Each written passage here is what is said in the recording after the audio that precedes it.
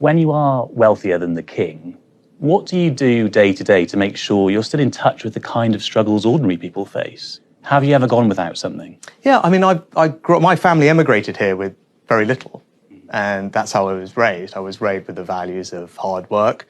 What did you go without as a child? We went out with lots of things, right? Because my parents wanted to put everything into our education, and that was a priority. So what sort of things had to be sacrificed? Lots of things, right? Can you give me an example of all something? sorts of things. So, like lots of people, there'll be all sorts of things that I would have wanted as a kid that I couldn't have, right?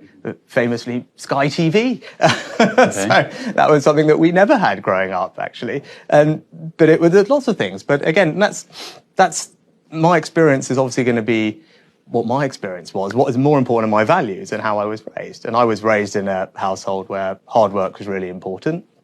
You had to work very hard, and family was important. Service to your community was important.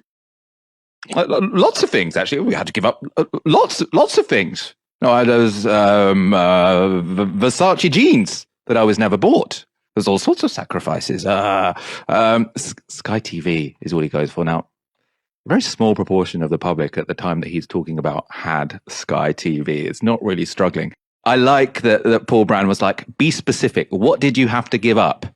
And the only thing he could think of was a skybox. Of course, I think if you're very wealthy and everyone knows you're very wealthy, you should just be honest about that and say, look, I know that I'm from a privileged background and I won't have struggled in the way that many people in the country are struggling right now. I'm not going to pretend anything other than that. But I think you can see from my actions that hasn't, influenced how I've governed, right? That would have been a good answer. But Rishi Sunak is a terrible, terrible politician.